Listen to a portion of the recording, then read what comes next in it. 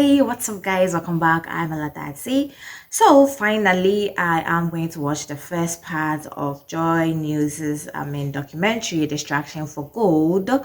And according to the journalist involved, he was like, it is going to be in three parts. Now, this is the first part. I haven't watched it yet, as I said. But hey, who doesn't know what's going to be in this documentary?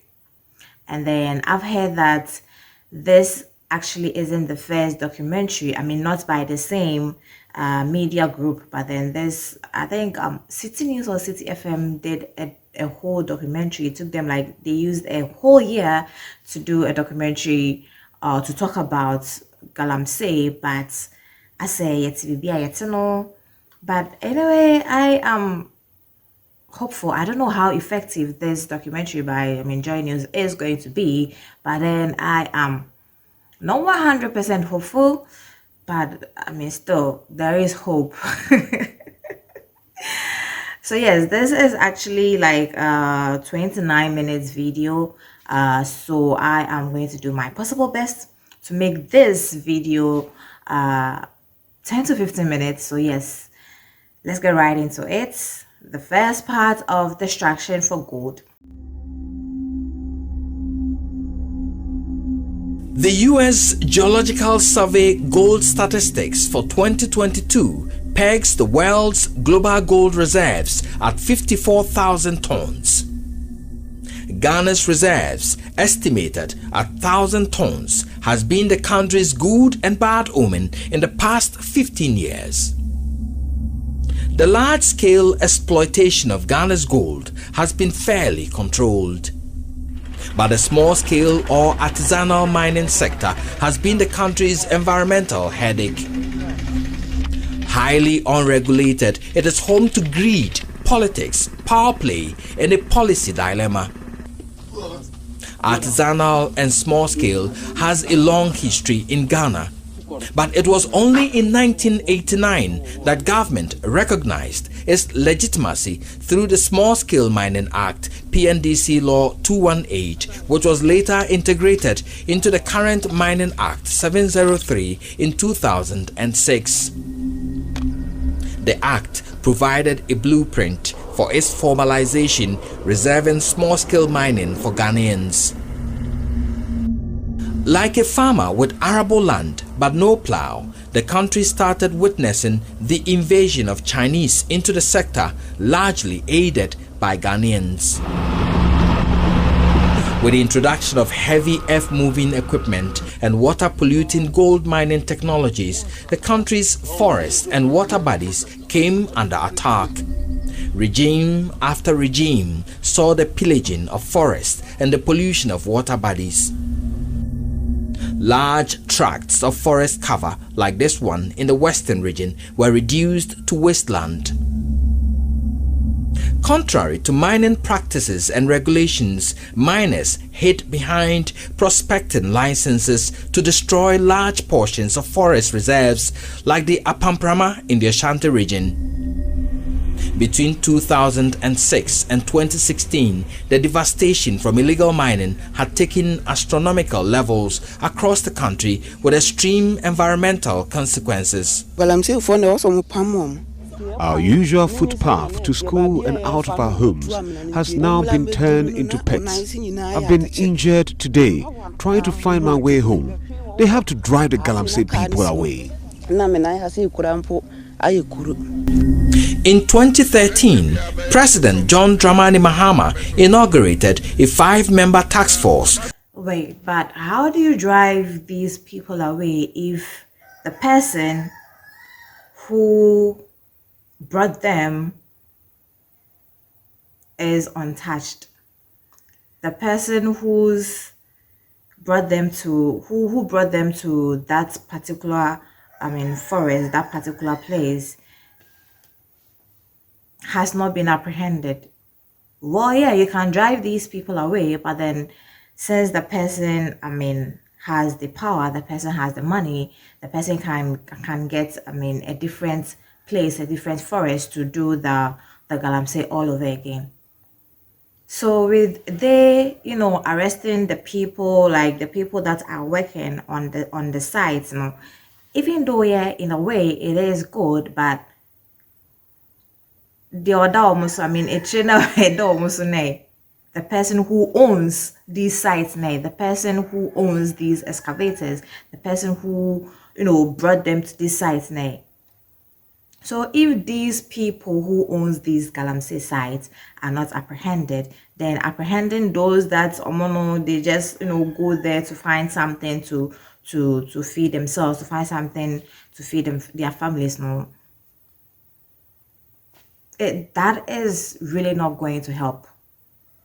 Yeah, because if you say there's this saying in Chi that snake will way, if you open so snake, you don't cut the tail, you just cut the head off. So when you cut the head off, then it's like the whole body is gone, like there's no life in the rest of the body.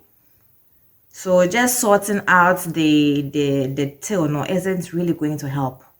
Just sorting out the tail isn't really going to help whilst the head is still intact. It isn't. So this is kind of like a futile something that if the government really wants to eradicate, just arresting the people, or more lower, it isn't really going to help. To fight illegal small-scale mining across the country, the problem persisted, leading to a government ban by the Akufo-Addo administration on all artisanal small-scale mining activities across the country between March 29, 2017 and April 22, 2017. This was followed by a 6-month ban on legal small-scale mining. I've said it in the cabinet, and perhaps this is the first time I'll be saying it in public. I am prepared to put my presidency on the line on this matter. Your people are attacking the president with this statement that he made that, when it comes to Galamsey, he's prepared to put his presidency on the line. And then people are saying that they haven't seen anything. And really, from the documentary, the narrator said that since 2017, the president has been, the government has been, put in place measures in place for to eradicate this Galamsey, doing stuff to stop this Galamsey. But then from 2017 to 2022, and then we are still on this issue with most of our political, if not most, at least some of our political leaders, being involved in this whole Galamsey situation. And then this statement from the president, like people are really holding the president down with this statement, saying that yeah, you did say that you are prepared to put your presidency on the line, but then we haven't seen anything. And then the presidency that you said that you are prepared to put on the line, I say I vanish it. I say I vanish it, and then he's still as he's still the president of the country. Yeah, people really on social media, on Twitter, have held the president by the statement that he made.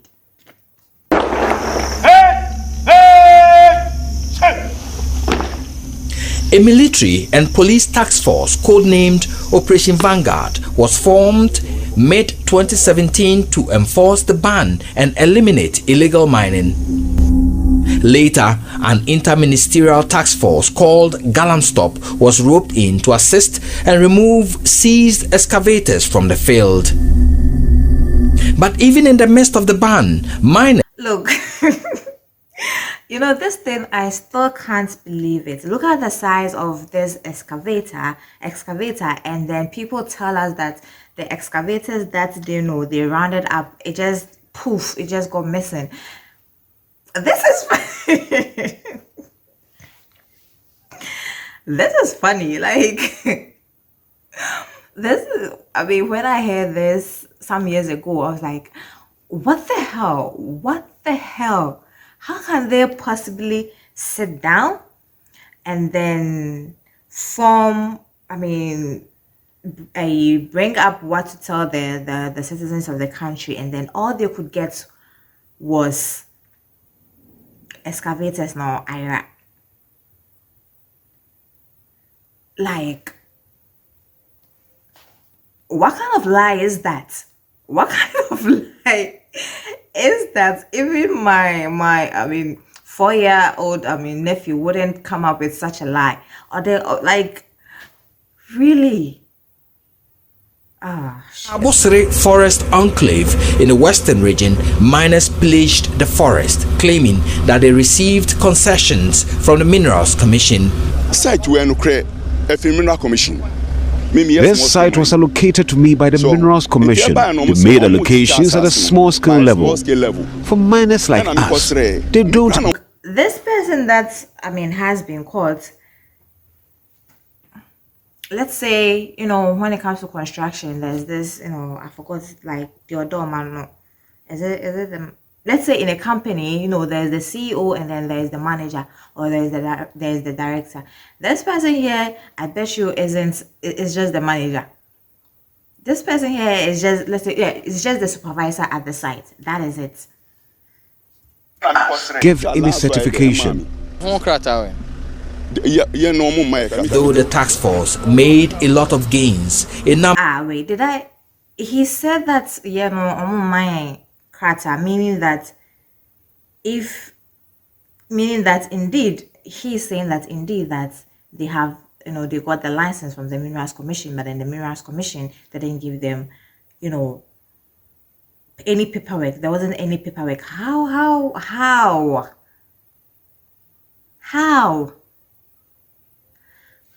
of excavators transported to Accra by the Interministerial Task Force under Professor Frimpong Boateng could not be traced.